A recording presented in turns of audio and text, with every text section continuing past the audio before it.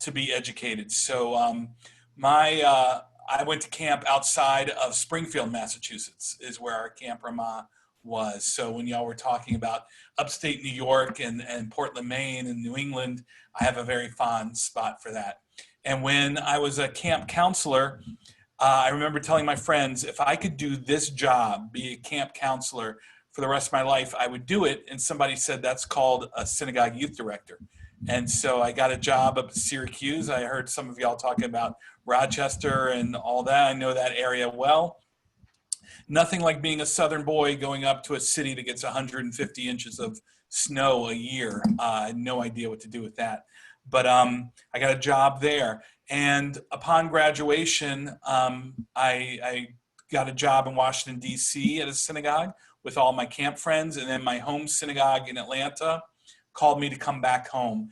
And the story the rabbi likes that really talks about how I got into this was how I got my business started was each summer when I would be done with youth directing, I would go on my own road trip around America. And a friend one year, the summer of 2001, challenged me to take a video camera with me. He had just made a documentary where he interviewed powerful people about advice they would give to the younger generation about what is success.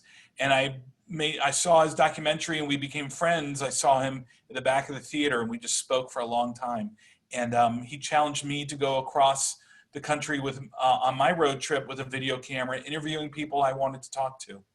And that summer of 2001, when I looked at the interviews, I realized it's all about activism and history and politics and discovering your American voice, and if I brought it to the youth group, Jewish voice, and how it all comes together to form us as American Jews.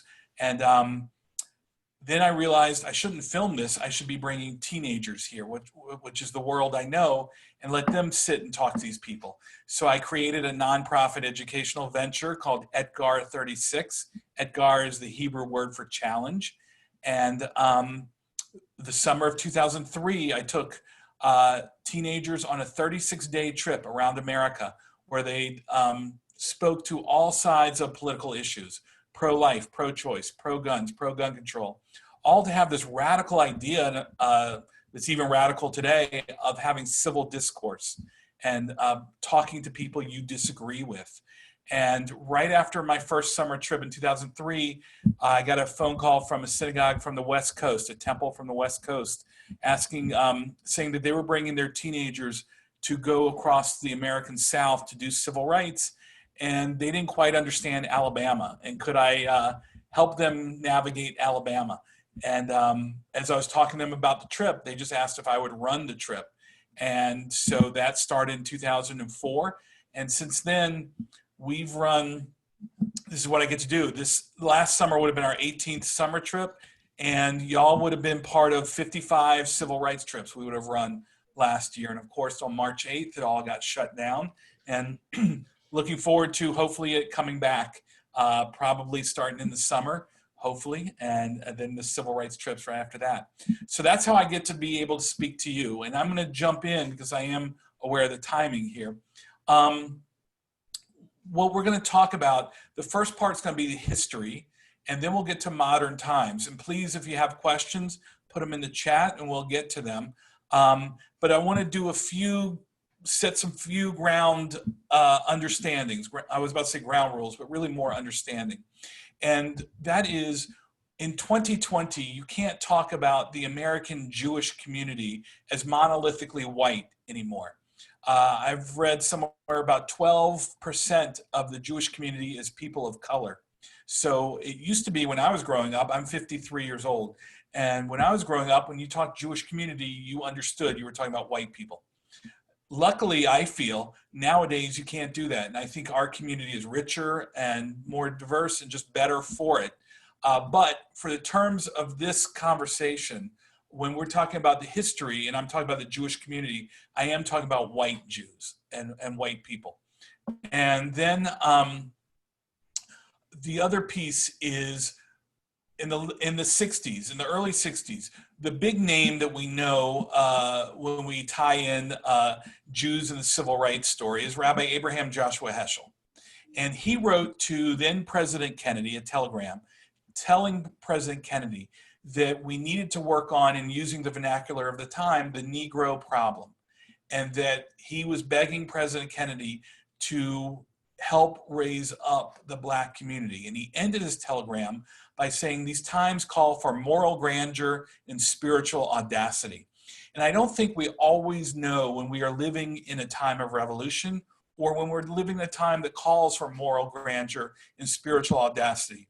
And just listening to y'all's comments back and forth with each other about the voting, about the editorials, about the committee, I get that you understand, and I think you'll agree with me, that 2020 is a time that's going to call for moral grandeur and spiritual audacity, and a time of revolution. So let's jump on in. The overall tension points of the American Jewish community has been and still continues to be, well, more in the history was, were we white people or were we Jewish people? And that would often flip-flop depending on who was looking at us, what we needed and what they needed. But the thing that is universal is, and this is probably universal with almost any culture in America, which is how much were we going to blend into American society versus how much were we going to be a Jewish people, a Jewish community, a Jewish race. We're very interesting to America in that people didn't know how to categorize us. We were not just a religion. We've been called a race. We've been called a people, a culture. So how did Jews get into the South? As many of you may know, before there was an Ellis Island, Savannah and Charleston were the entry points into America, especially for Jews. I was speaking to a synagogue from the Upper East Side, and they refused to accept that Manhattan was not always the focal point. I was like, but history, it's true. Ellis Island didn't always exist. But so in a time, Savannah and Charleston for the American Jewish community was the Manhattan back then. I mean, this is where Jews were, and through Texas. And that's how Jews ended up there. And so we're really going to start there to understand, because one of the narratives we're going to talk about is the title of this talk is Black-Jewish Relations, Midrash and Reality. We have created a Midrash, a legend, a narrative that is based on that we were heavily involved in the civil rights movement. The reality is yes, and the reality is no. And as your committee and as your congregation goes on to talk to people in other communities, I think it's really important that we, as a Jewish community, have a dialogue that sets some truth to these ideas instead of basing our ideas on legend, on a narrative we want to tell. So I want to start there. So once Jews come in, there were two major waves of Jewish immigration into the South. The first were, and we're talking about mid to late 1800s, was your German Jews. And these were your classic Reformed Jews. If you've seen the movie Driving Miss Daisy, this is what we're talking about. They wanted to do nothing but blend. They would have Christmas trees in their house. Their Shabbat services would be on Sunday. They wanted to be Southern and just blend. And they had this thing about that, yes, they were Jewish, but really they were Southerners. And then your Eastern European Jews come in. And they embarrassed the German Jews because they were religious. They kept kosher, so they ate differently. They dressed differently. They kept more together instead of blending in. And so all that's coming together when we get to 1913. Right now I'm going to share some pictures as I tell this story. So let me get this set up. And Rabbi, just tell me when I got, oh, where'd it go? There we go. Okay. We see Jim Conley up. Now Leo There's Frank. Leo Frank. Okay, great. So many of you may know this story, but it's really a defining point of Southern Jewry. And so Leo Frank, and we're talking about 1913. Leo Frank is a New York Jew, and to the white power establishment, that was the same thing. If you were from New York, you were Jewish. If you're Jewish, you're from New York. And the white power establishment didn't like you for either. And he came down to Atlanta to marry into a prominent Southern Jewish family, the Selig family, still a prominent family today in Atlanta. And he took over one of the family businesses. He was running the pencil factory. And this is 1913. And on a Saturday afternoon, an employee, 13-year-old Mary Fagan from Cobb County, which is the county right above the city of Atlanta, she came down to collect her pay because she was going to go to a parade in downtown Atlanta honoring our Confederate dead from the Civil War. And this is why the play about this story is called Parade. Her body is found in the coal shaft of the pencil factory, murdered. Now, 1913 Atlanta, what do you think the first suspect looked like that they assumed killed her? It would be a black man. It was Jim Conley. Jim Conley worked at the pencil factory. He was a custodian at the pencil factory. It's not just racism as to why they thought Jim Conley did it at first. When they found him, he had blood on his shirt, and there was a murder note by the body. And when they read the murder note to Jim Conley and he wrote it out, same handwriting, same spelling mistakes. Not that racism or anti-Semitism is ever sane, but this is when it takes a complete crazy turn. So Jim Conley is found with the blood on his shirt and the same handwriting of the murder note. Our general attorney, our state general attorney in Georgia, his name is Hugh Dorsey. Hugh Dorsey looks at Jim Conley and says, I don't think you as a black man were smart enough to pull off this murder. So I need to know who did it. I don't believe that you did it because you can't be, as a black man, not smart enough. So Jim Conley comes up with a different story, and Hugh Dorsey's still saying, it's not you. Tell me who killed her. Finally, Jim Conley comes back with a story that said he was walking past the coal shaft, and his boss, Leo Frank, pulled him into the coal shaft and said, I murdered this girl. I need you to move the body, and that's why blood ended up on his shirt. And I need you to write out this murder note. I'm going to tell you what to write. That's why it was in his handwriting. And Hugh Dorsey goes, that's a story I can go with. So the sheriff and police show up at Leo Frank's house. Leo Frank is an uptight man to begin with. He's very nervous now, and he does something you and I would probably do. He told the sheriff, I want to talk to my lawyer first. Well, in 1913 Atlanta, that's known as being uppity, and he gets arrested, and the trial happens in the summer of 1913 in downtown Atlanta. There's no air conditioning, so the windows of the courtroom are open. People are able to stick their head in the windows and say the Jew did it, kill the Jew. And Leo Frank, not surprisingly, is found guilty and sentenced to death for the murder of Mary Fagan. But this is where a hero in the story pops up, our governor, John Slayton. Towards the end of his governorship, he says, I've been studying this case. And I don't know whether Leo Frank is innocent or not, but what I do know is this trial was not right. It's not fair. So on the last day of his governorship, he commutes the sentence from death to life in prison. He goes home and packs his bags and leaves the state of Georgia for 20 years because the locals are not happy with him. They make effigies, dummies of him, and hang him in effigy. And the little sign underneath him says, John Slayton, King of the Jews. And so anti-Semitism and racism are starting to really flourish in America. But two major organizations are created in part because of the Leo Frank trial. In Chicago, a bunch of Jewish lawyers get together, and they realize anti-Semitism is running rampant, and this case proves it. So they create the Anti-Defamation League, the ADL. Ironically, a few white men from Marietta get together, and they're outraged at the case also, and they go up to the top of a tourist trap in Atlanta, a tourist area called Stone Mountain. It's a large piece of exposed granite. People climb it today. There's laser shows on it, water parks. They go to the top, stick a cross in the ground, light it on fire, and they resurrect the Ku Klux Klan, the KKK. It had been pretty dormant at this time. They call themselves the Knights of Mary Fagan, and they want to exact revenge for for Mary Fagan's death.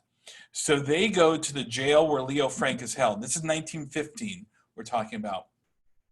And they tell the jailer that they want Leo Frank.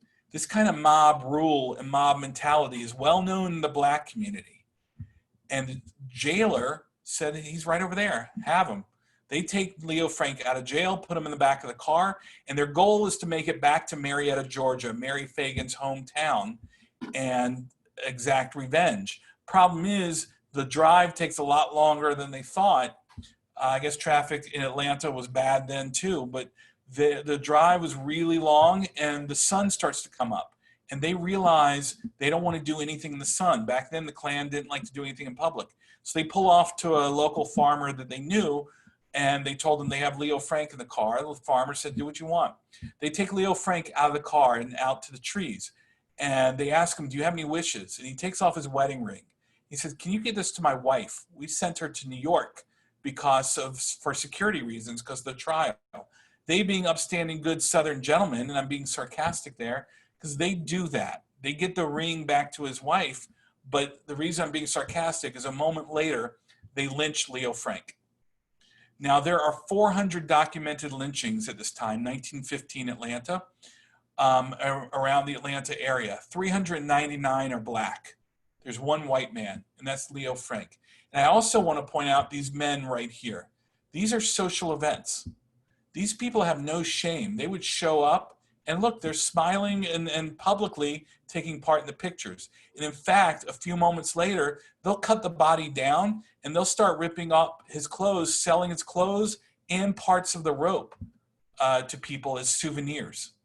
So this was very common in the black community. People would take these pictures, put them on the back of postcards, and send them around the country, saying we lynched another black person, though I'm sure they used different words. And this time they got a Jewish man. This sent shockwaves through the Jewish community, because all of a sudden the Jews realized we don't blend. Because of the color of our skin, we have about a 10-minute head start on the black community. But once they know that we're Jewish, we don't necessarily blend. And many Southern Jews decide that they're just going to keep quiet about their Judaism. Now we're going to fast forward to 1958. There is a Reform Temple in Atlanta without a very creative naming committee. It is called the Temple. And they had a rabbi who was outspoken for civil rights. His name is Rabbi Rothschild. And Rabbi Rothschild was friends with the King family and outspoken, as I said, for civil rights. The price they paid was the temple was bombed in 1958. Once again, if you've seen Driving Miss Daisy, it's in the movie. The rabbi's wife calls this the bomb that healed, because the community showed up. This is Mayor Hartsfield. If you fly into Atlanta, you fly into Hartsfield-Jackson Airport. Mayor Hartsfield was the person with the vision to build a big airport that could handle the upcoming jets. Mayor Jackson, our first black mayor, expanded the airport. The newspaper wrote scathing editorials about the bombing.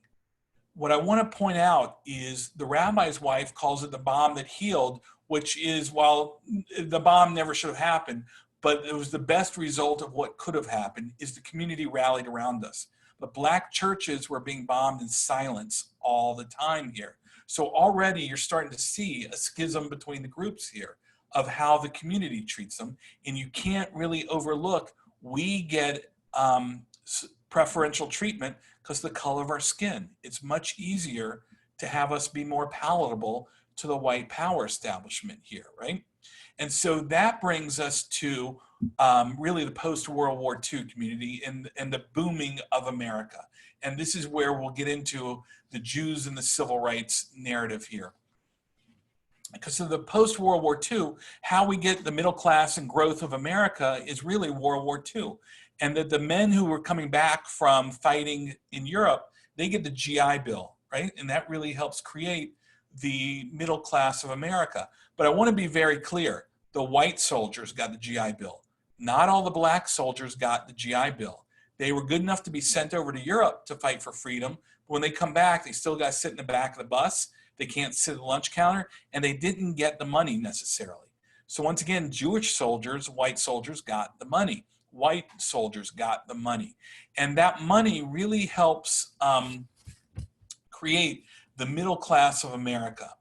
And so as many of you know, what did white people want to do when they got the money? They want to show that their life is very different than the way it was. White flight. They get out of downtown and Jews follow with it. You know, many cities the Jewish community can trace synagogues' histories to downtown areas. And so the suburbs are created. Levittown, New York, the first planned suburb in America. And if you are a teenager in 1955, if you're a Jewish white teenager in 1955, you're battling a lot of things. One of them is your parents, if they are first generation American coming over from Europe, they have pretty much been shtetlized in America, because when you came through Ellis Island, you had to prove that you had people who could house you, you had family here, or could get you a job. And so Jews really shtetlized Lower East Side and other communities. If you are a baby boom teenager, white teenager, Jewish teenager, you're wanting to rebel against your parents. It just becomes part of society. You're wanting to go beyond the shtetlization and get involved in diverse America. And one of the things you want to do is take part in the cool culture. What defines cool culture? Things that your parents don't like, right? And so part of that is the black culture. It scares the white parents. And the real part of that is music. So if you're listening to jazz music, if you're listening to Ella Fitzgerald, John Coltrane, Louis Armstrong, Billie Holiday, Nina Simone, you are listening to black musicians, but you can't buy these in the suburbs. You can't buy these records in the suburbs. You got to go back into the inner city and go to a record store. And when we're talking to teenagers, we have to explain what a record store is. But if you are a teenager in 1955 and you are listening to these black musicians, or you're listening to the brand new art form that's happening, rock and roll, you're listening to a little white guy from Memphis, Tennessee, by way of Tupelo, who is rocking your world with this new art form, Elvis, with rock and roll, you realize really quickly Elvis is doing nothing original.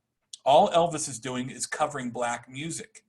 He did not write his own music. Half the black music community loves Elvis because he took their music to the masses. Half don't like Elvis because he stole their music. But if you were a white teenager and you're in that record store and you've been taught that the black kid is the other, the less than, the person not to be dealt with, but you look across the record store and there's a black teenager listening to the same song you are, all of a sudden you have a connection. All of a sudden, y'all can talk about that music and talk about the fact that your parents hate this music, which means you love this music. And all of a sudden, that black kid goes from the other to another. And that is how the culture and pop culture starts to break down the barriers in the 50s. Now, the other things that's going on in the American Jewish community at this time is a tension of what is our American narrative as Jews. Because every group in America, one of the ultimate American stories is to talk about how you pulled yourself up by your bootstraps. And so we like to tell that story. Many of our Jews who came over from Europe to America can talk about that story. But the black community is sitting there going, we're not even allowed into the shoe store. We can't buy boots to tell this story. We can't afford the boots, and we don't own the boots to tell our story about pulling ourselves up from our bootstraps. So yet again, we're starting to see a separation here. And then there's this quote that when I was studying all this, one of the professors at Emory University told me that his professor told him this story. So it's the rabbinic tradition of, I'm going to say this in the name of my teacher who sang it in the name of his teacher. Universalism is the greatest particularism of American Jews. I'm going to say it again. Universalism is the greatest particularism of American Jews, meaning that we Jews like to look broadly. We look at the whole world to help because we don't want to just focus on us. But that ability to look broad and to help the world is very particular to us. And so you'll see how this plays out, but you get how that is in our DNA because we've always had to, as the line from Streetcar Named Desire is, we've always been dependent upon the kindness of strangers to take us into countries when we've been kicked out. And this brings us to the civil rights story. Now, The Midrash is, as I said before, the legend is, the narrative is that we were together with the Black community during the civil rights movement. And a lot of people want to know, why aren't we as together now as we were then? That's a nice story that's not completely true. There are 4 living Jews in Selma, Alabama right now. I'm sorry, there are 3. There were 4 back in the spring. There are 3. The youngest is 67 years old. And as he tells me, there were Jews on both sides of the Edmund Pettus Bridge on Bloody Sunday. There were Jews against the civil rights movement, and there were Jews for the civil rights movement. So I'm going to use that metaphor of Jews being on both sides of the bridge to really talk about this. And I'm going to focus first on why Jews were not as engaged in the civil rights movement as we like to tell the narrative. So let's talk about it. When you have, and you got to go back to really the 3rd grade recess yard, 5th grade recess yard maybe. If there's a bully on that field, we all like to say we would stand up to the bully. But let's be honest, there's really 2 major things that are going to happen that you may do. One is you may be silent and hope that the bully doesn't notice you. Or number 2, you may side with the bully, hoping that that bully never turns on you, right? So that's part of the Jewish response to what was happening to the Black community here. And we'll get to the Jews who did speak up, though. But I want to focus on the Jews who sided with the white power establishment. Now, part of the reason some of them did was if their parents came over from Europe, many of them grew up listening to their parents talk about how great America is. What's the name given to America at the time? The Golden Medina. That America took them in, kept them safe, and let them thrive. And a lot of their parents were angry that there were Americans who were saying that America needed to be changed, that America wasn't perfect. And that anger was directed at the Black community, calling out America during the civil rights narrative, saying that, America isn't great right now. And so they grew up in that. And so I want to go to Selma to really specifically tell a general story here. So I'm going to go back to pictures.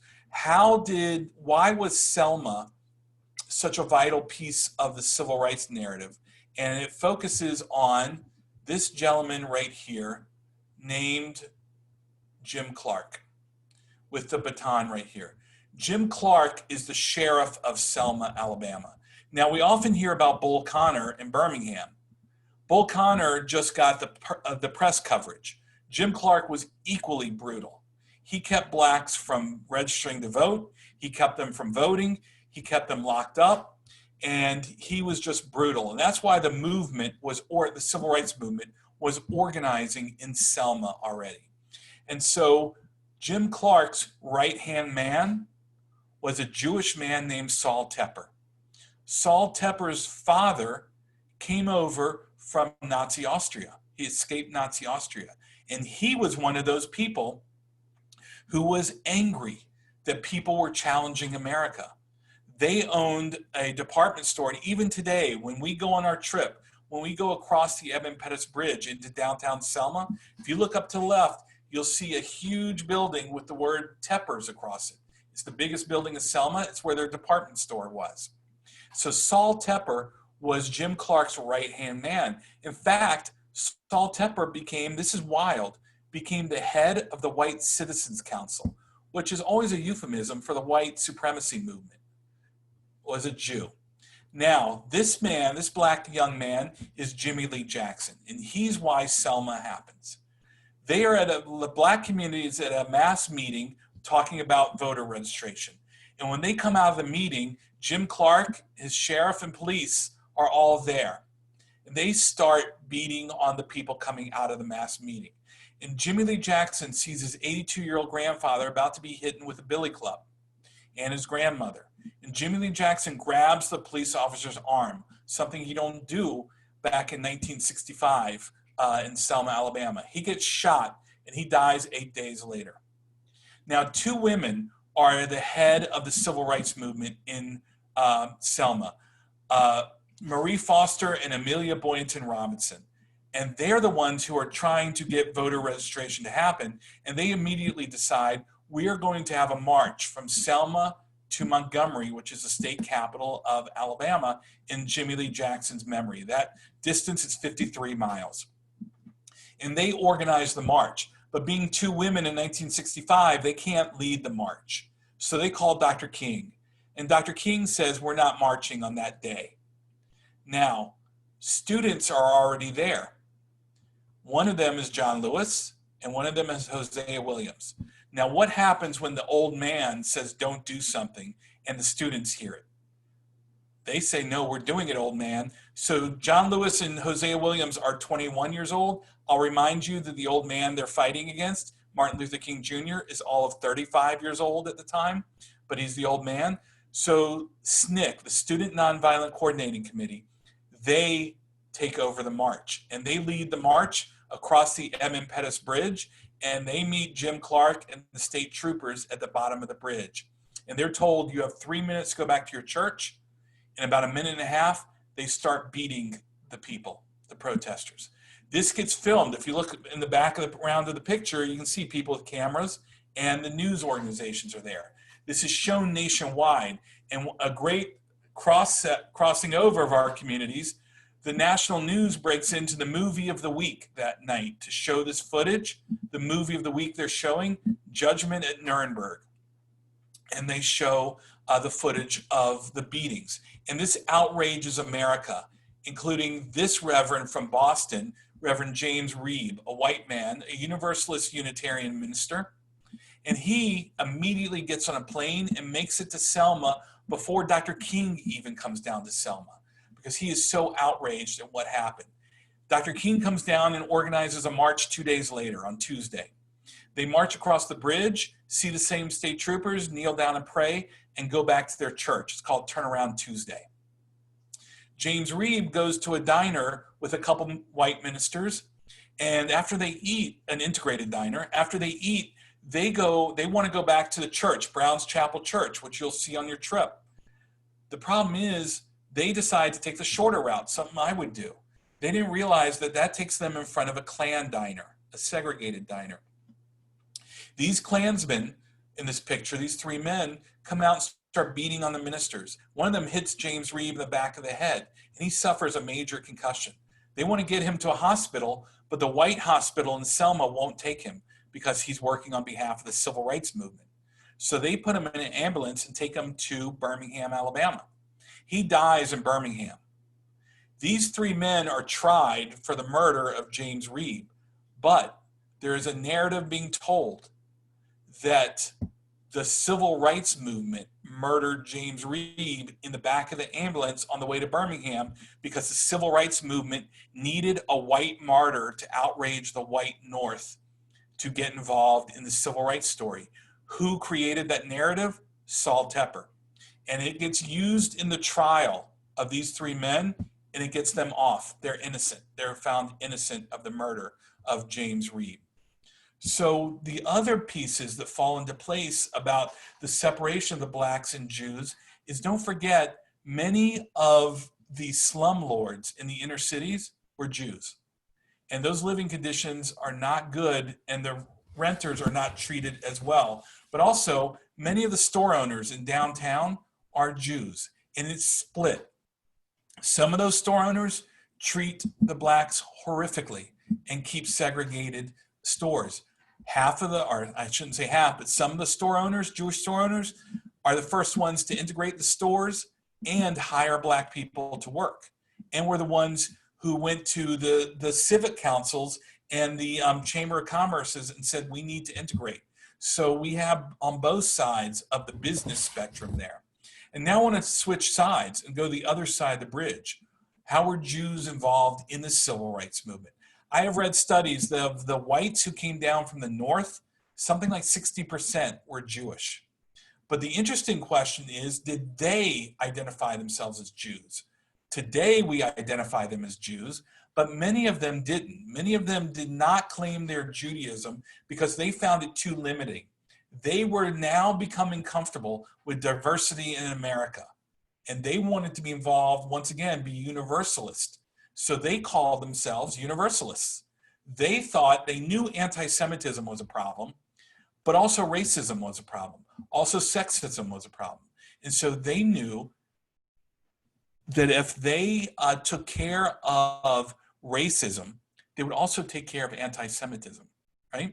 So they were more universalists, and this includes two of the major names we know, Andrew Goodman and Mickey Schwerner, two New York Jews who came down in the summer of 1964 to Mississippi for Freedom Summer. And they met up with a local black man, James Chaney. And on the second day in Mississippi, they went to go investigate a church that had been firebombed for holding mass meetings. And when they were driving back, they got pulled over by the police, who then handed them over to the Klan. They went missing. Their car was found, pulled out of a lake, and this sign went all over America. And then their bodies were found, shot, and murdered in Mississippi. This outraged the white community, the white North. This outraged the white Jewish North, because all of a sudden they could see themselves in this struggle. There's a great bumper sticker we've seen that said, "Reality is when it happens to you." And so all of a sudden, this was home. This was hitting home. But neither of these young men would claim they did this out of their Judaism. So how do we get to being Jewish about this? Later in the 60s, when the Black Power movement comes up, the black community wants to be self-sufficient. They're tired of being taken care of by the white community, right? And the white savior complex. So they started in with this Black Power movement, Black is Beautiful, Back to Africa movement, and asked the white people to step away from the movement, that they were going to take care of it. Well, the young Jews still wanted to be involved in something. So this coincides with the Six-Day War in Israel, the 1967 war. And it also coincides with the beginnings of the Free Soviet Jewry movement. And many of the activists in the Free Soviet Jewry movement used the tools and strategies that they learned in the Civil Rights movement on this Free Soviet Jewry movement. And so really that's how we get to both sides of the Edmund Pettus Bridge there. Let me stop here and ask, are there any questions about that before we move into modern times here? Rabbi, how do you want to handle this with 50? And if anybody wants to wave their hand for a question or just put it in the chat, either one is fine. And especially as we go moving forward into more modern discussion that I know is coming next, if you've got questions or comments, please use the chat. I don't see any hands. Oh, I do. I see Judy Tebow. And then, oh, Judy and then Ike Kozio. Judy, your question? Judy, you need to unmute? I can go ahead. Yeah. Okay. There's also, could you point out well, we lived in Richmond, Virginia after growing up in Brooklyn, New York. And in Richmond, Virginia, one of the oldest Reformed synagogues has a cemetery where there were Jewish Confederate soldiers. Sure, sure. So in fact, they fought for the South and to protect and to perpetuate slavery, although it's not a big topic nowadays, but there is that history. Right, we don't tell that story. There were Jewish slave owners and many Jewish soldiers, and Richmond being, by the way, Montgomery was the first capital of the Confederacy. Then it moved to Richmond, Virginia. So of course you would have Confederate soldiers there, but Jews helped finance both sides of the Civil War there too. So I appreciate you pointing out. I mean, it goes way back, and we have a checkered history in this completely. So I agree with you completely there. And we don't tell that story. And there's very clear, you know, people like to create the narrative that works best. So in 2020, we don't tell that story. We should, and that's why we're sitting here tonight. And we're going to talk about that in just a moment when we get to modern times. Let's get to one other question. So was this before the drugstore sit-ins and the... So this is, yeah, I'm sorry. I don't mean to be rushing, but I'm just aware of time. We're doing fine. Where does the drugstore sit-ins come in? Those were some of the first ones. The drugstore sit-ins really start in 61. So it's, the drugstore sit-ins the timeline is you have Rosa Parks in 55. And by the way, I'm doing something that I don't like to do, which is there was the movement before Rosa Parks. But historically, if you're going to box it in, 1955 to about 65, and then you have later on. But 65, 66 is when you get the voting rights bills and the civil rights bills passed. And you could really claim civil rights is never over. I mean, we're fighting it today. So, but in the time frame, the sit-ins really start in Greensboro, North Carolina, mostly, but Nashville and other cities in 61 through. So that's really where that fits in.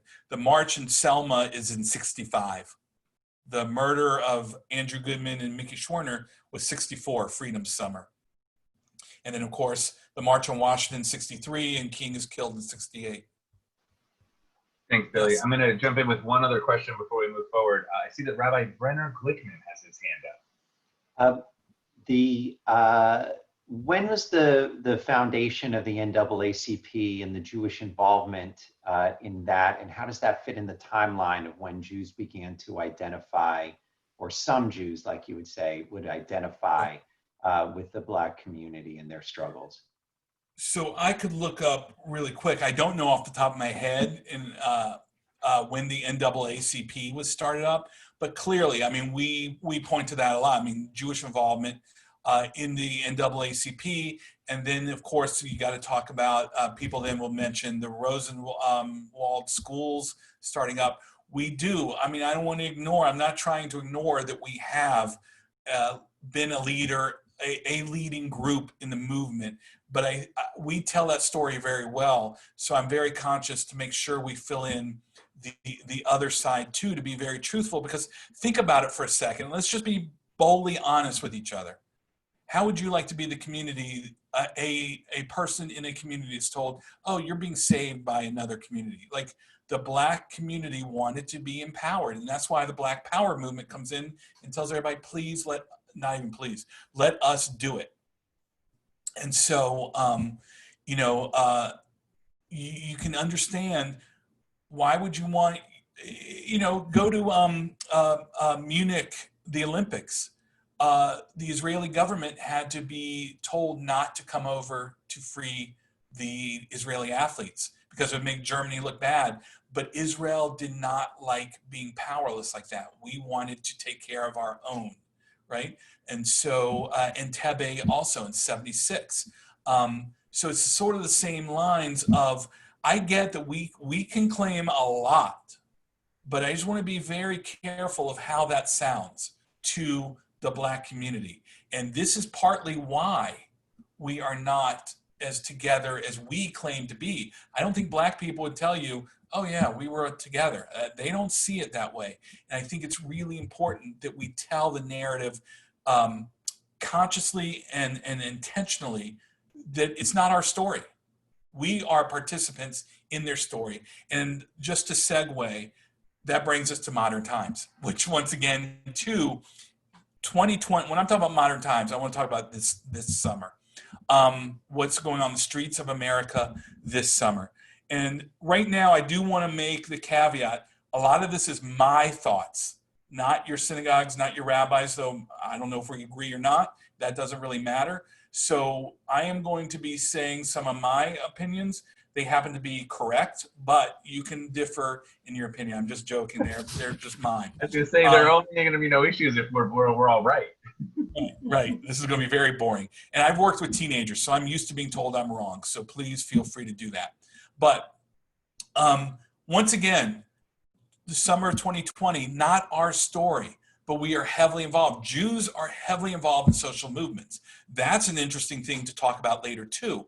But you got to say, because it's in our DNA to know what it's like to be oppressed, to be kicked around, to not have a home. And so, I do like that many a time we do follow through with that never, well, we don't follow through never again because it is happening, but getting involved to try and create never again. But what is happening with the Black Lives Matter, not our story, we are participants there.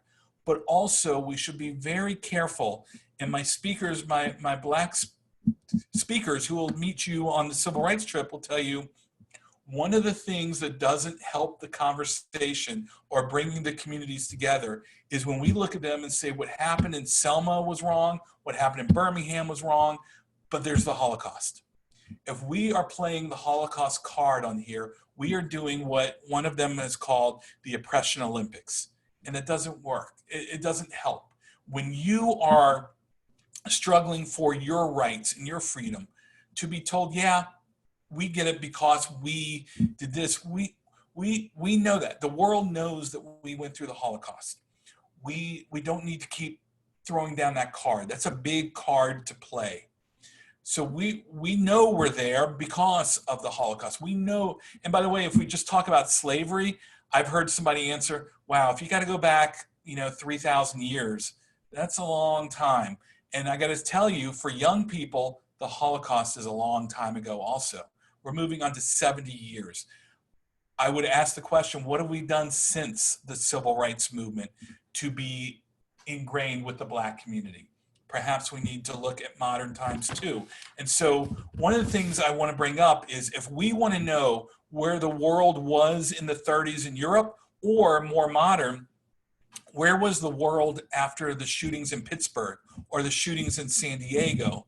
If we want to know where the other communities were, and many of them did show up, then we must show up when it's not a synagogue. We must show up when it's a Black church, when it's a mosque, when it is an LGBT disco in Orlando. We have to be there. And I'm not happy to say that there's events that we've shown up for. I'm happy to say I think, have learned that lesson and are being visible here. But I am asked all the time, as a Jewish person, how can you support the Black Lives Matter that has a platform in their document that can be considered anti-Israel or anti-Semitic? Now, the way I answer that question is this. First of all, there is a separation between the protests in the streets that is a movement for Black lives. They do use the chant Black Lives Matter, and the organization called Black Lives Matter, right? And the organization of Black Lives Matter is not an organization that we would even recognize. It's not top down. It's not even really organized. If there was a Black Lives Matter movement in Florida or organization in Florida, not many of us would even know who the leader was. It's not very top down. It's very nebulous and very just grassroots. But I will say this, and by the way, recently there has been a new platform written that has taken out the parts about Israel and anti-Semitism that could be considered anti-Semitic and anti-Zionist. But I will say this, and by the way, the Zionist idea just reminded me, I want to go back to the history for 1 second. The Jews who then got involved in the movements of the 6-Day War or the Free Soviet Jewry movement really expressed their Judaism as Zionists. And that's really because if the Black power people became Afrocentric, we became Israel-centric and Zionistic. But I'll say this, coming back to modern times, my bigger answer is, even if the Black Lives Matter movement was anti-Semitic and or anti-Zionist, even if, I would tell you as a human being, my place is out there protesting. Not the rioting, but the protesting, the peaceful protesting. And I would say this, if the Black Lives Matter is anti-Semitic, all the more powerful to be out there. Because, as Moshe Dayan said, you don't make peace with your friends. So if you're out there talking to people who may have negative views of you and helping them with their struggle, what a powerful position for us to be out there and then talk to them. I just have a couple more points I'm going to make, and we're going to open it up. There was a great athletic connection to this. There was the football player from Philadelphia who wrote a tweet misquoting, I think, Hitler, but quoting Hitler. And there was a Jewish football player from New England. The reason I like to tell the story is that they do exist, are pro football players, Jewish pro football players. But he wrote, Edelman wrote a tweet back to this football player. and said, let me take you to the Holocaust Museum, and then you take me to the African American Museum, and then let's have the uncomfortable conversation over lunch. And what I love about that is all too often we view it as, let me just take you to the Holocaust Museum. We need to learn about other cultures if we're going to get cross over with these cultures. And America is becoming too small. We're becoming too diverse and too blended not to know about other cultures and for them not to know about us. And so I think it helps out.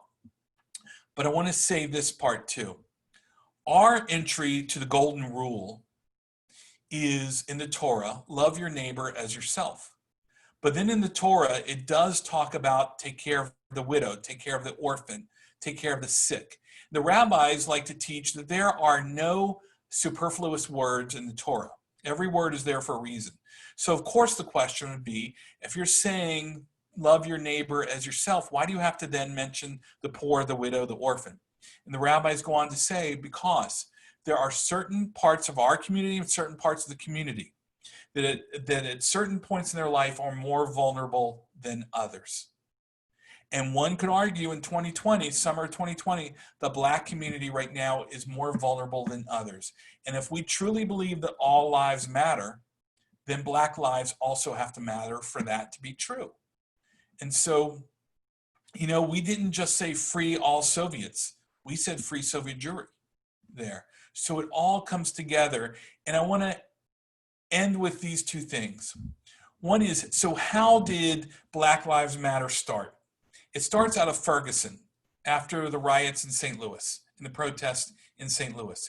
When the tear gas is introduced onto the streets, Palestinians see that what is happening via the internet and the news. They start texting the Black people in the streets going, this is how you deal with tear gas. Unfortunately, a majority of the St. Louis Jewish community retreated back home. There was a Reformed synagogue in downtown St. Louis that opened its doors and did terrific work. But in general, we were absent. And, you know, nobody, vacuum of poor, you know, whatever that phrase is, people stepped in. We need to be there if we want our voices heard and for people to know that we are there. And so that is how the Black Lives Matter and the Palestinians became intertwined there, because we were absent, right? Lastly, Dr. King, in the last year of his life, in 67, he was speaking at Cornell University.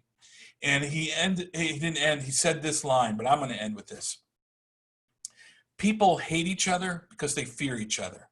And they fear each other because they don't know each other. And they don't know each other because they can't communicate with each other. And they can't communicate with each other because they're separated from each other. Now, in the world of COVID, of course, I mean, I'm sitting here talking to you from Atlanta instead of being there with you, or you being here on the bus. Of course, for health reasons, we're separated from each other. But we just ended the holiday season, the new year, and it's a new programming year. Your kids and grandkids are starting a new school year. May this be the year, 5781, I do believe, right? All right, 5781. May this be the year, and 2020, 2021 be the year that, yes, we are separated because of the virus, but may this be the year that we break down the separations and barriers that we have put between ourselves and realize that we are the beloved community. We can create the Kehillah Kedoshah, the holy community that we talk about, the beloved community that Dr. King talks about, and all it takes is really just talking to people who don't look like you, think like you, pray like you, love like you, and in 3 weeks, leading up for 3 weeks and probably a little bit after, don't vote like you. That's the work that needs to be done. And there's a reason why it's not called vacation or fun. It's because it's not easy to talk to people who aren't us. But that's where change is going to happen. So with that, I just want to end and thank you for letting me just pontificate, but I would love to hear questions, comments, blowback, whatever it may be. Amen to that beautiful bracha, Billy. Thank you for a fascinating journey and perspective, especially this past last year. Friends, who's got questions, comments? Please put something in the chat, raise your hands. we have time for a conversation with Billy. If you've got anything you want to add in. Ellen Zippin, I'm going to call upon you. Please unmute yourself and ask away. And then Wendy Wicks next. Hi, Hey, Billy. I'm saying Rabbi Glickman. Would you like to answer my question? You can ask Billy. He can hear and see you. I can hear you. I see you and hear you. Okay. I have one concern in the presentation that you gave. When you're speaking to a group of people our age, which our temple tends to be fairly middle-aged to slightly older than middle-aged, we can remember the civil rights movement. The teenagers that you're taking on the tours, as you said, they can't remember 2 weeks ago. But I was a little concerned about the emphasis you put in breaking the stereotype that we were friendly and worked together with Blacks, and didn't say that there were lots of people, lots of Jewish people who in fact did work, and give examples of the work that they did so that these students would see that Jews did care about Black people back in the 60s. I mean, I'm saying it because my father was a very active leader in civil rights. And I don't like hearing just that we weren't perfect. We were darn good though. Right. And no, I mean, we do, especially when we're teenagers, we could be talking about the Civil War as well as the Civil Rights Movement. To them, it's all history. And we do talk about it. The reason I do emphasize it is I'm not the only one talking to them. So I know good and well that they are getting the Heschels and the really the Heschel and the Johann Prinz stories. And so, but we do emphasize it, but it is important, I think, and this is just, once again, my opinion, and I appreciate your thoughts and opinions, is understanding how it is also heard by non-white Jewish communities as well. So it is important for us to understand our role in totality, but we should be very proud of our commitment to it and our work. Like one of the statistics was that I put out there was the 60% were Jews who came down from the north. Well, that's what I meant. They working together, not working to enforce something, not working in order for us to show you how wonderful we are, but working with Black leaders to create what they want for their community. And I think there are tons of Jewish people who do that even today. So that was all I wanted to say. I appreciate it. Yep. Thank you.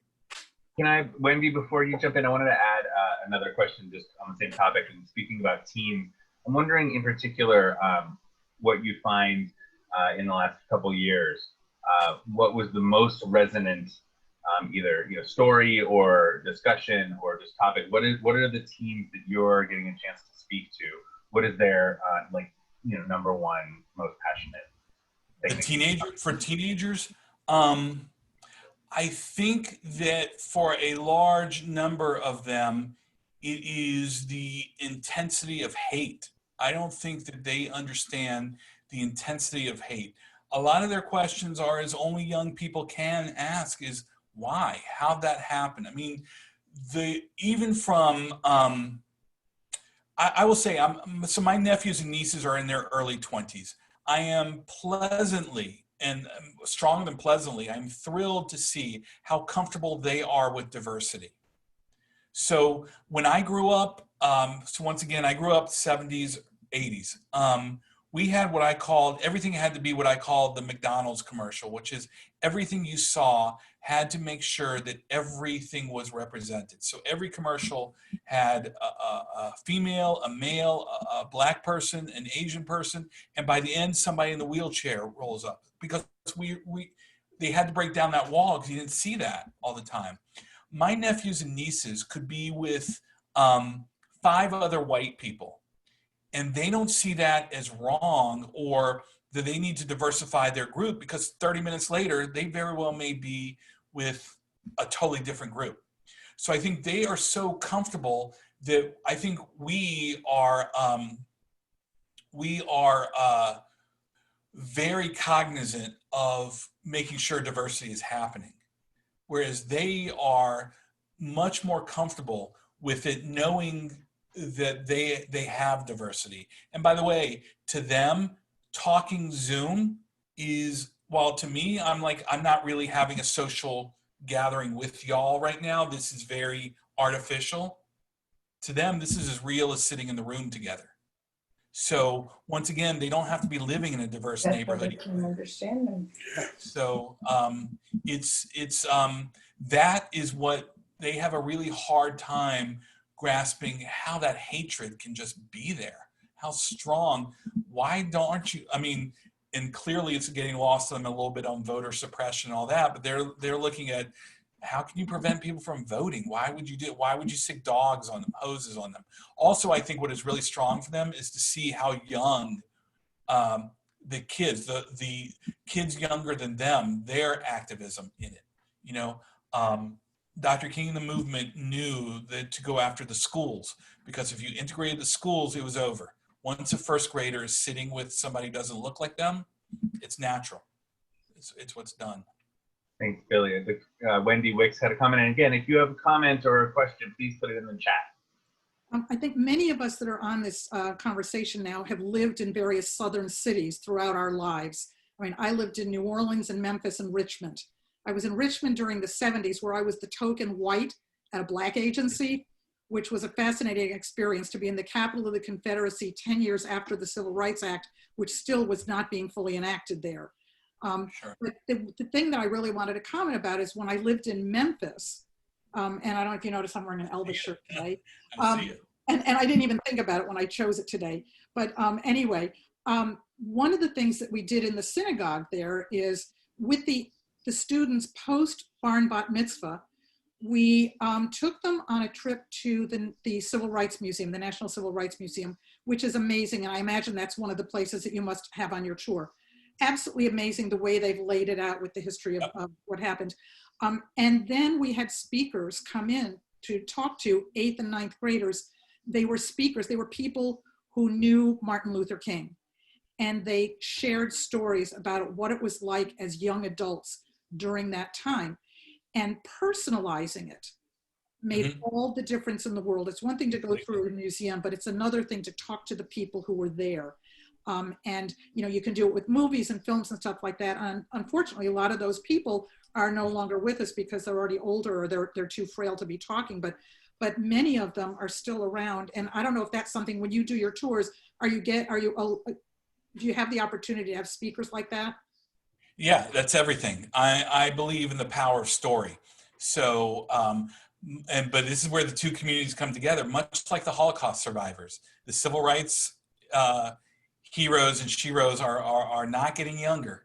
So, like, I have an 86-year-old bishop waiting to meet y'all in Birmingham to sing songs of the movement with you. I mean, you know, I call him weekly just to make sure he's picking up the phone, because I need him around for when y'all are ready for your trip. So I agree with you. That's the powerful piece. And that breaks down they are so technologically savvy that the movie doesn't do it for them. Yeah. So to talk to a human being, to hear the story, which is so antithetical to their technology, I mean, it's so core basic human, that breaks down the barriers. So that museum's great. Temple Israel, I know, is heavily involved with that. Rabbi Greenstein was very involved with that. So Harry Danziger before him was the one that I worked with. Oh, okay. I just know Micah from back in the day, but yeah. In a moment, I'd like to call on Barry Gerber, but I have a very important question, which is the singing happen before or after the fried chicken on the tour? The fried chicken's in Montgomery, so it's after. All right, fair enough. Barry Gerber, our temple president, I think, had his hand up. And does anybody else, did I see any other hands waving? Any other interesting questions, comments? Barry, you have the floor. Hi, sure. Thank you. Thank you. Billy, first of all, thank you for the time. I think it was an hour. I know I became fully educated. I think you need to be doing more of this. And I'll tell you why. My concern is that I have a son-in-law who teaches up in Connecticut, middle school. And he advised me last year that they took out the curriculum, okay, for U.S. history. So all they're teaching now is world history. So again, everything that you just shared with us, again, is something that is just it's not, unless they see it in a movie or hear it, with an opportunity that, you give tours, it's something that unfortunately is something that is just not going to make it to the surface.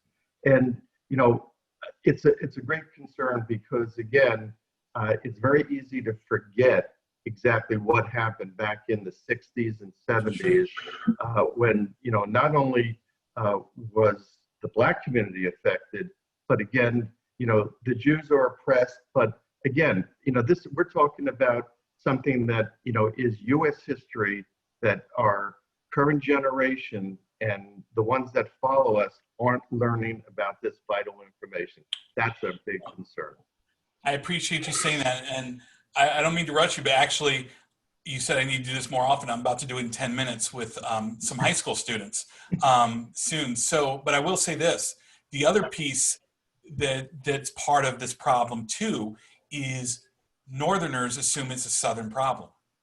And so this was happening across the nation. On the West Coast, it was brown people in the middle of California, the farmers and the food movements. But this was happening.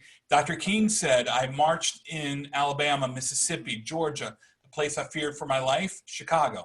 The northern cities and states were much more sophisticated. They weren't sicking dogs and hoses on you. They were just denying you permits.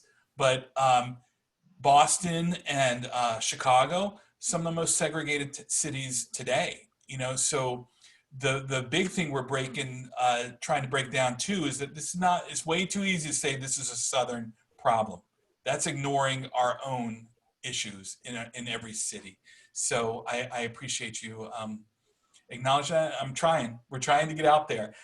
Just know most of my groups that come down are from the North. So we are sort of getting there. We just need the virus. Billy, with that said, I want to make sure you have time to use the restroom or whatever you need to do before your next session.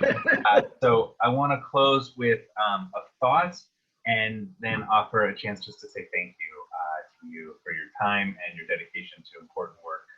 Part of the reason, friends, that I wanted you to hear Billy is one job of the rabbi is to make you uncomfortable sometimes. And so the perspective of looking and saying, wow, there is more work to be done. There's always more work to be done. And we need to recognize our heroes. And we need to see where we've done so well. We should never be so complacent and comfortable that we think we know it all. And the thing I'm going to be reminded of and take away myself, and I hope you as well, is our perspective on what we've done as a community, what we've done as individuals is only part of the story. That we should always be learning more, always be reaching out to build new relationships, to understand this different perspective. That is the work of Tikkun Olam.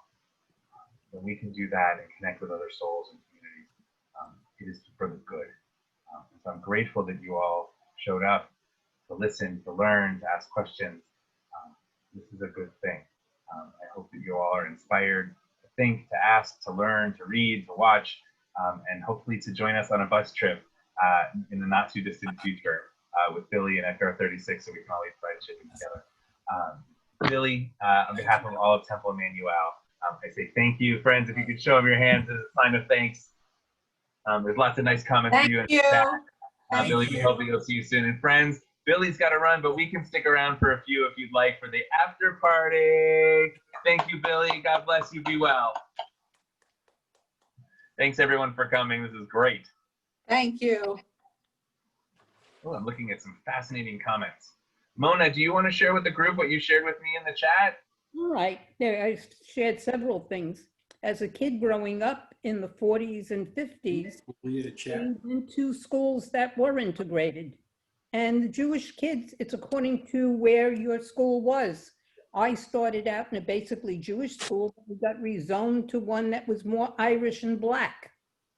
But you always got along. But I remember my mother was very active in American Jewish Congress, and they were very supportive of the movement of Blacks, as was the Garment Workers Union in New York. Always supportive, always helping. And also, as my kids were little, I worked at YMYWHA in the Bronx. And on Sundays, we opened up for the children that went to yeshiva because they couldn't participate. And we got a lot from up on Amsterdam Avenue around Yeshiva University, both Black and white yeshiva students, and came to the program. Mona, one of the things that I'm hearing you say, sorry. That's One of the all things right. I'm hearing you say that I think is so fascinating in Billy's conversation, and just I think also for so many of us, is how many organizations are involved or have come from moments that like we have become organized in so many ways, that there's so many organizations to support that are doing such important work and have through multiple generations now about building these bridges and relationships across with Jews and other groups, which I think is wonderful. Thanks for bringing that up. Emily Tannenbaum, feel free, friends, if you need to run and go eat your dinner, or it's time to watch an old episode of Seinfeld, like, you're dismissed. But friends, you feel free to unmute yourself and chime in. And yes, somebody just asked if the recording will be available for us to send. Yes, absolutely.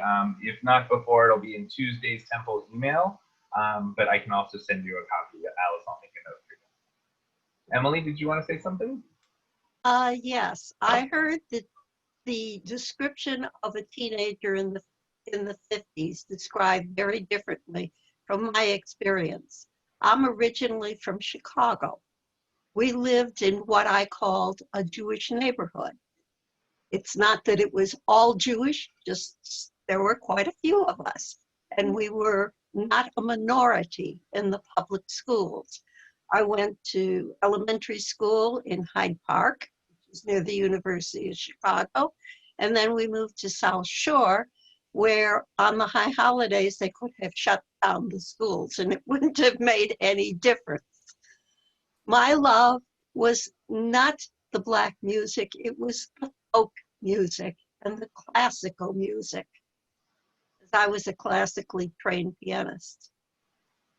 And when I went to college, the school that I went to first was the University of Michigan, and that's where I met so many of the Eastern Jewish children, because we were the overflow for those who were equally qualified but couldn't get into certain schools because of either quotas or because of limitation of size. And my experience was a Reformed Jewish congregation. The work that I started to do very young was when I was in BBG, and we had a social action committee. And we were advised on various different things. During the 60s, I would have loved to have gone to some of the events, but those were the years of the babies. And I couldn't. I couldn't take young children into that situation. And it was a different point of view. Both of my parents were American born. They were liberal by inclination. My mother was born in Alabama and came up to Kankakee, Illinois, when her father passed away when she was 7 years old. My father was from Chicago. So it was a different way of looking at things. Absolutely. And it's not that I didn't have the same feelings. It's not that I didn't learn the same things. Most of what I learned about government and how things were run was because I had a brilliant teacher in my senior year of high school who taught us government. It was during the McCarthy hearings. And she said, first of all, what's said here stays here. Because she knew that some parents would not approve. Thanks, Emily. So it's a different point of view. Yeah. But it's the same feeling. I was in BBG. I was aware of the various different neighborhood organizations and the work that they did.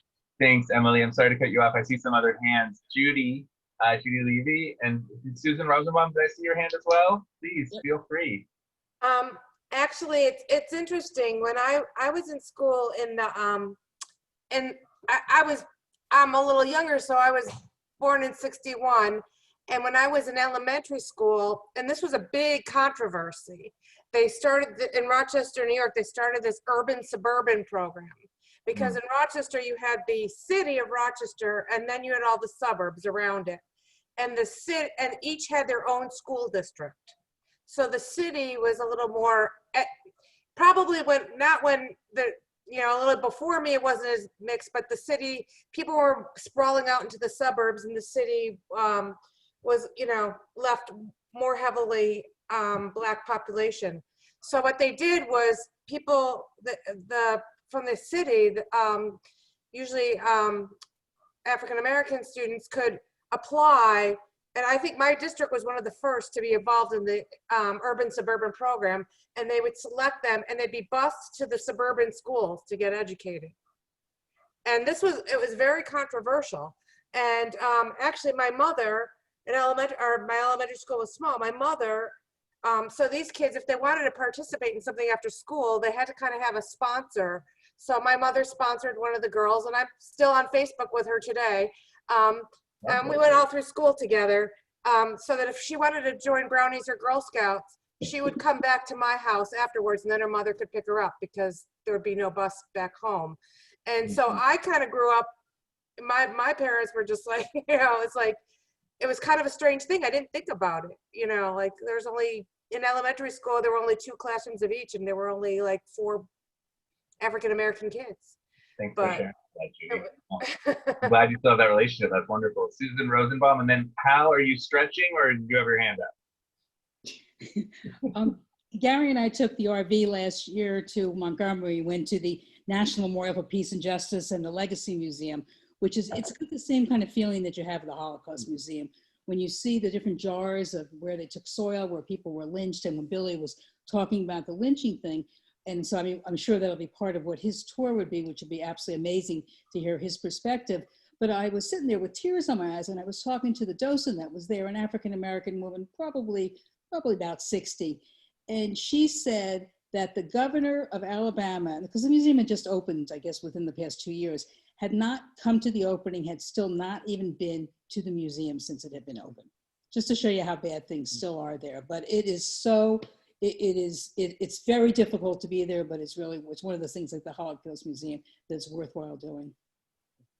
Thanks for sharing that. Gary, I guess, you're sitting next to us, so please. Can I add something? Go. Yeah. On my journey with my new heart,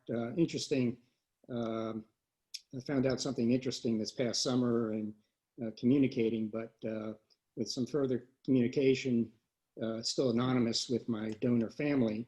My donor, the mother of Anthony, my donor, included some photographs, and I've discovered that I have an Afro-American heart.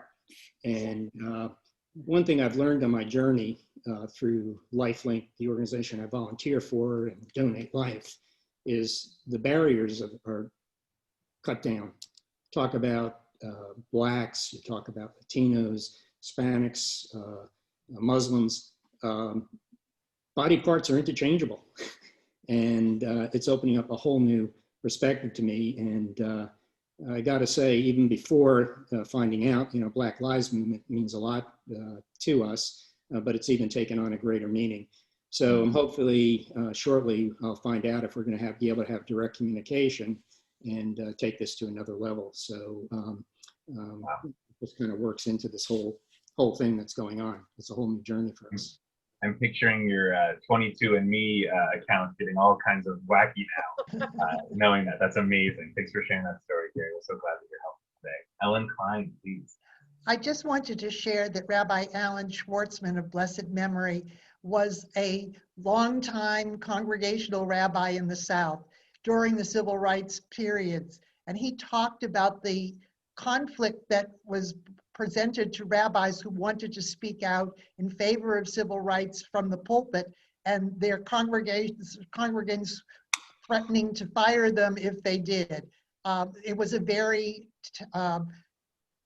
difficult decision for rabbis at that time living in the South. And we know about Rabbi Rothschild. The other piece about Rabbi Rothschild, his wife Janet is still alive, and Janice, and she is a contributor to the book Married to the Rabbi, which is in the Temple Library. Also featuring our beloved Ellen Klein, as well as one of our temple members, Rabbi Everett Gendler. Some of you may have gotten to meet in the last little while. He was also an incredibly important voice in the civil rights movement, arrested multiple times, and known for his activism. So as Ellen Zippen pointed out, I don't know if Ellen's still here, we do have these moments of heroic pieces of our people and our tradition that have stepped up in this story of working towards equality and peace. It's really, it's great. Rabbi Schwartzman was amazing. Woof, when he talked. Spitting fire. Any last comments before we call it an evening? Thank you, Rabbi Shafran, for bringing him to us. Thank you. Friends, I hope that you learned, that you're inspired. There's Ellen. I see Ellen clapping now. The work is not done, but I'm glad to be in it with you. I wish you all blessings and peace and a good night.